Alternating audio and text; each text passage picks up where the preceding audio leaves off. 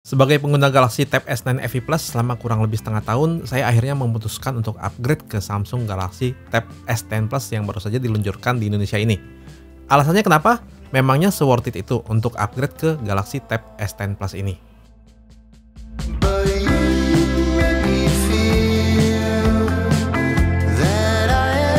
Jadi saya mau cerita dulu. Sebenarnya selama penggunaan Tab S9 FE Plus ini, saya udah cukup puas sih. Tab ini selain asik banget buat multimedia, seperti nonton Netflix, siaran bola, YouTube, bisa juga buat kebutuhan untuk channel YouTube ini, seperti bikin skrip dan edit-edit video ringan misalnya. Dan juga membantu banget buat kerjaan kantor. Apalagi dengan adanya S Pen ini nih, berfungsi banget buat ngecek-ngecek dokumen. Tapi semua itu berubah semenjak kemunculan Galaxy AI di S24 Plus yang saya pakai ini. Saya merasa, wah, kalau saja saya pakai Galaxy Tab yang ada Galaxy AI-nya, hidup saya akan terasa lebih indah. Dan akhirnya muncullah Galaxy Tab S10 Plus dan Tab S10 Ultra. Tab Samsung dengan Galaxy AI terkini yang memiliki banyak peningkatan. Oke, sebelum saya bahas yang lain-lainnya, saya bahas dulu kenapa saya butuh Galaxy AI ini di tablet dan bagaimana Galaxy AI membantu saya bekerja lebih efisien. Yang pertama, fitur Galaxy AI yang paling berguna buat saya itu adalah fitur Chat Assist. Jadi, kalau saya pas kerja dan keluarin tab, saya maunya apapun saya kerjakan di tab, termasuk chat via WA yang sudah saya link nih dari Galaxy S24 Plus saya. Tapi mau nggak mau, kadang-kadang saya ambil HP untuk chat. Kenapa? Ini karena saya butuh Chat Assist-nya. Chat Assist itu membantu saya di beberapa hal. Misalnya chat translation buat chat sama klien saya yang pakai bahasa asing. Dengan fitur ini, chat yang masuk sudah otomatis ditranslate. Saya pun pas reply cukup ketik pakai bahasa Indonesia aja. Bakal otomatis ditranslate ke bahasa lawan bicara saya. Dengan adanya fitur ini di Tab S10 Plus, saya nggak perlu dikit-dikit pindah ke HP untuk chatting doang. Terus ada writing styles juga nih. Kalau ini biasanya berguna banget pas kirim email. Buat saya kan kirim email itu lebih enak lewat tab dibanding HP. Dan email itu biasanya untuk penggunaan yang lebih formal dibanding chat via WA. Nah, dengan fitur ini, saya nggak perlu pusing menyusun kata-kata formal untuk kirim email. Saya bisa ketik pakai bahasa sehari-hari aja. Terus minta bantuan Galaxy AI. Nanti Galaxy AI-nya bisa kasih beberapa style untuk dipilih. Salah satunya bahasa profesional ini. Dengan begini, email kita akan lebih terlihat formal dan profesional. Terus ada lagi nih yang namanya fitur Composer. Ini lebih keren lagi. Jadi kalau kita bingung mau ketik apa, kita tinggal ketik poin yang kita mau sampaikan. Nanti isi Galaxy AI ini akan membuat kalimat yang sesuai dengan poin tadi. Beneran kayak punya sekretaris pribadi nih. Kita tinggal minta draftkan email, nggak pakai lama draftnya udah dibuatin oleh Galaxy AI ini. Berikutnya yang berguna juga adalah Samsung Notes yang udah dikasih fitur Galaxy AI. Di sini ada fitur yang bisa nge-summarize atau meringkas teks. Jadi kalau kalian habis bikin catatan yang panjang, kayak catatan meeting atau habis ikut kelas atau apapun itu, dan cuma mau baca poin pentingnya aja, bisa diringkas dengan fitur ini. Kalau misalnya perlu translate ke bahasa lain untuk misalnya dikirim ke partner yang bahasanya beda, itu juga aman. Di sini bisa ditranslate juga. Buat bikin catatan juga bisa bantu korek spelling yang salah. Oh ya, kalau butuh, kita juga bisa translate dari dokumen PDF lewat fitur PDF Overlay Translation. Kalau misalnya mau bikin catatan dari voice recorder atau hasil rekaman seperti wawancara atau meeting, di Notes ini juga bisa bantu transkrip dari audio ke teks. Dan bisa nge-summarize juga. Ini bisa dipakai di Samsung Notes-nya langsung, atau di audio recorder sendiri ya. Nah, itu tadi fitur-fitur Galaxy AI yang benar-benar saya pakai dan berguna buat kerjaan saya. Kalau fitur Galaxy AI yang lainnya gimana? Oke, jadi ada fitur yang namanya Browsing Assist nih. Gunanya itu, misalnya pas kita lagi baca artikel yang panjang dan pengen tahu intinya, dia bisa bantu ringkasin intisarinya. Mirip-mirip sama fitur Summarize di Notes tadi. Dan tentunya kalau bahasanya pakai bahasa asing, yang kita nggak ngerti, bisa pakai fitur Translate-nya juga. Tapi ini bisa dipakainya di browsernya Samsung ya. Lalu di Tab S10 Plus ini juga udah dapet fitur-fitur Galaxy AI yang terbaru ya. Ada fitur Portrait Studio. Fitur ini bisa bikinin avatar AI dari foto kita. Terus ada Sketch to Image juga. Ini membantu banget buat kita yang nggak jago gambar. Kita bisa gambar seadanya, terus dia bakal nge-generate gambar yang bagus. Dan ini juga bisa buat tambahin objek di foto kita ya. Ya pokoknya fitur-fitur Galaxy AI lainnya juga fun buat digunakan. Sketch to Image ini juga enak nih kalau pakai S Pen, yang udah include juga di dalam box. S Pen-nya juga punya fitur Bluetooth ya, buat kontrol jarak jauh. Casnya juga otomatis pas ditempel di belakang tabnya. Tapi kita juga bisa tempel S Pen-nya ini di samping sini. Seperti biasa, S Pen selain enak buat produktivitas, dia juga bisa menunjang kreativitas. Buat gambar jelas enak banget lah. Samsung dibantu sama Wacom gitu loh. Buat kalian di bidang kreatif pasti tahu Wacom siapa lah ya. S Pen ini pastinya punya pressure sensitivity yang tinggi dan latency yang sangat rendah.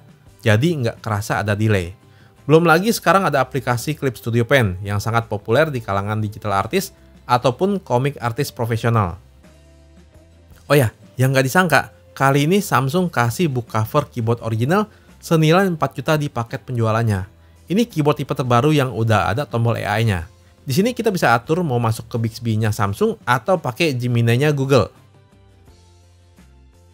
Memang Galaxy AI ini butuh processing power yang kencang juga. Nah, Galaxy Tab S10 Plus ini pakai chipset Dimensity 9300 Plus yang sangat powerful. Saya senang sama chipset ini. Sebelumnya kan juga udah pernah pakai device dengan chipset yang mirip. Dan memang benar-benar kenceng dan memuaskan sih. Ini upgrade-nya sih lumayan signifikan ya. Bayangkan, semua CPU core-nya itu pakai yang powerful semua. Terus Cortex X-nya di sini ada 4 core. Kalau di Tab S9 cuma 1. Di sini walaupun powerful, tapi masih tetap bisa hemat daya. Cukup mind-blowing sih kalau saya bilang. Menurut saya, chipset ini malah cocok banget disematkan di tablet. Performanya satset, kebut banget lah. Kan selain pakai buat kerjaan kantor, saya juga pakai tab ini untuk bikin konten buat channel ini. Misalnya untuk ngedit video dengan resolusi yang tinggi seperti footage 4K atau 8K dari rekaman video Samsung Galaxy S Series. Itu bisa berjalan lancar di tab ini. Terus RAM-nya juga besar ya, 12 GB, yang berguna untuk menunjang fitur Galaxy AI-nya juga. Storage-nya udah termasuk lumayan besar ya, di 256 GB. Dan yang saya suka sih, Samsung masih sediain slot microSD. Buat main game, udah pasti bisa diandalkan. Istilahnya lancar jaya lah buat main game. Saya juga tes sambil main game berat seperti Honkai Star Rail, terus buka 2 tab lain, YouTube dan sosial media, masih relatif lancar gamenya. Kalaupun ada drop, masih dikit-dikit dan cukup jarang lah. Kalau main game tanpa multitasking sih, pastinya bakal lebih lancar. Terus, selama pemakaian sih relatif adem juga ya. Ini karena selain bodinya yang besar, Samsung kasih vapor chamber yang lebih besar 1,48 kali lipat dibanding pendahulunya. Oh ya, buat kerja nih, selain fitur AI tadi, Samsung tuh punya beberapa fitur yang kepake banget buat kerja. Misalnya Samsung Dex, yang bisa bikin UI-nya jadi kayak UI laptop. Jadi nggak terlalu kagok buat yang biasa pakai laptop Windows misalnya. Apalagi seperti yang saya bilang tadi, di paket penjualannya kan Samsung kasih book cover keyboard. Jadi experience-nya bisa bener-bener mirip laptop ya. Nah, untuk mode Dex ini, pas pindah ke mode Dex itu transisinya cepet banget ya. Nggak ada loading-loadingnya lagi. Kita nggak tahu nih, ini karena Dex-nya versi baru atau karena chipsetnya kenceng ya. Tapi instan banget deh pokoknya. Menurut saya enakan gini sih, bisa langsung kerja tanpa ada waktu jeda buat nunggu. Terus, sekarang di One UI buat tab ini, kalau kita buka aplikasi, di bawahnya ada taskbar, walaupun bukan di mode Dex-nya. Ini bikin lebih nyaman, karena kalau mau akses ke aplikasi lain, bisa langsung klik aja. Nggak perlu ke home atau multitasking bar. Bisa dibilang mirip sama laptop lah. Enaknya lagi di tab S10 Plus ini, kalau merasa layarnya kurang besar, bisa sambungin ke monitor juga. Kita bisa sambungin lewat kabel ataupun wireless DeX. Kalau mau presentasi, juga bisa kita sambungkan ke TV. Sama ya, bisa menggunakan kabel ataupun wireless DeX. Makin mantap lagi karena tab ini juga bisa kita jadiin second screen dari PC atau laptop kita. Untuk update software, Samsung kasih hingga 7 tahun. Menurut saya penting nih, karena tablet itu salah satu device yang biasanya dipakai buat jangka panjang. Nggak kayak HP yang mungkin orang-orang lebih sering ganti ya. Tab S10 Plus punya ukuran layar yang besar ya, 12,4 inci dengan bezel yang standar. Tipis sih nggak setipis yang Ultra. Nah, ukurannya ini kebetulan cocok buat saya. Makanya kemarin ini saya ambil Tab S9 FE Plus juga. Ini karena dengan ukuran layar sebesar itu, size tablet ini masih cukup nyaman untuk dibawa-bawa. Nggak kayak tablet dulu-dulu yang ukurannya besar dan biasanya berat. Buat multimedia atau browsing-browsing sambil duduk nyantai, ukuran segini lebih memuaskan. Apalagi buat kerja, layar segini udah pas. Nggak kekecilan juga misalnya kalau pas lagi buka banyak tab atau multi-window. Untuk kualitas layar sih bagus banget pastinya. Panel Tab S10 Plus ini pakai Dynamic AMOLED 2X. Bener-bener kelasnya flagship. Warnanya vivid dan masih bisa kita atur tingkat vividness-nya. Selain enak buat multimedia, cocok juga buat kerjaan kreatif. Udah sangat smooth juga ya, soalnya refresh rate-nya di 120 Hz. Brightness-nya juga lumayan, yang varian ini bisa hingga 650 nits. Memang device yang layarnya besar kayak tab atau laptop itu umumnya tingkat brightness-nya nggak secerah HP flagship ya. Tapi ini masih termasuk cerah. Saya rasa umumnya orang bakal lebih sering pakai tab di indoor ya. Beda sama penggunaan HP. Tapi kalau pengen dipakai di outdoor pun, tab ini punya fitur Vision Booster pastinya yang bisa bikin layar tetap cerah. Dan yang spesial, layarnya udah dilengkapi dengan fitur anti-reflektif yang bisa bikin layarnya tidak terlalu terganggu dari refleksi lampu atau sinar matahari. Jadi konten di layar bakal tetap terlihat jelas di situasi apapun. Untuk multimedia, selain punya layar yang bagus banget, tab ini juga dilengkapi dengan 4 buah speaker yang kualitasnya juga bagus dan suaranya kencang pula. Apalagi dilengkapi sama fitur Dolby Atmos yang bikin experience-nya makin imersif.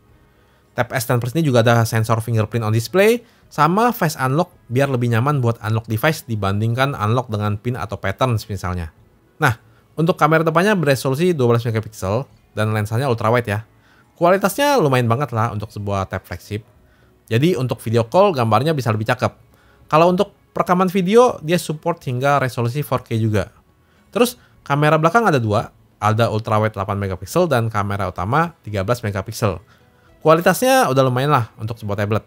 Yang pasti untuk kebutuhan kerja seperti buat scan dokumen, itu mah udah lebih dari cukup. Oke, ini contoh hasil video dari perekaman kamera depan Samsung Galaxy Tab S10 Plus ya, di resolusi 4K ini. Untuk sektor desain sebetulnya nggak banyak berubah dari pendahulunya ya.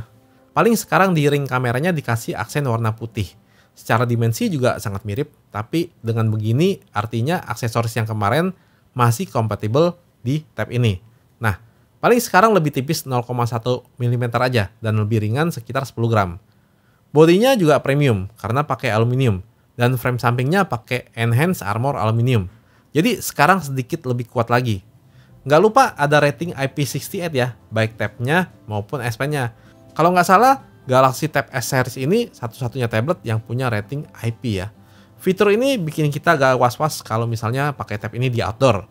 Jadi gak takut kecipratan air atau ketumpahan air minum misalnya. Oke, jadi sebelumnya saya merasa sayang ya keluarin uang belasan juta buat beli tablet. Makanya kemarin ambil FE series yang lebih terjangkau. Tapi setelah tab S10 Plus ini keluar, saya langsung kepikiran mau upgrade. Kenapa? Karena saya merasa apa yang ditawarkan di tab S10 Plus ini bermanfaat banget buat saya. Baik untuk kerjaan kantor ataupun di luar kerjaan kantor.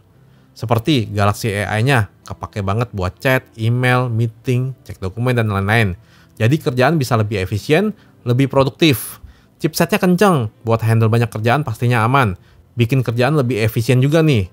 Belum lagi S Pen yang di tablet ini benar-benar kepake, baik buat kerjaan atau hal-hal di luar kerjaan. Terus, dengan ukuran layar yang besar, ukuran bodinya masih tetap enak untuk dibawa kemana-mana. Belum lagi layarnya yang bagus. Jadi buat entertainment memuaskan banget. Belum lagi dukungan software yang bukan hanya panjang, tapi sudah matang dalam artian experience ketika pakai tab ini nggak kayak pakai HP yang digedein doang. Terus jangan lupakan baterainya yang bisa diandalkan seharian ya. Jadi dengan 17 jutaan, kita dapat tablet Samsung dengan spesifikasi tinggi beserta fitur-fitur tadi, dapat S Pen dan book cover keyboard juga. Kalau saya bilang sih worth it ya beli tab S10 Plus ini.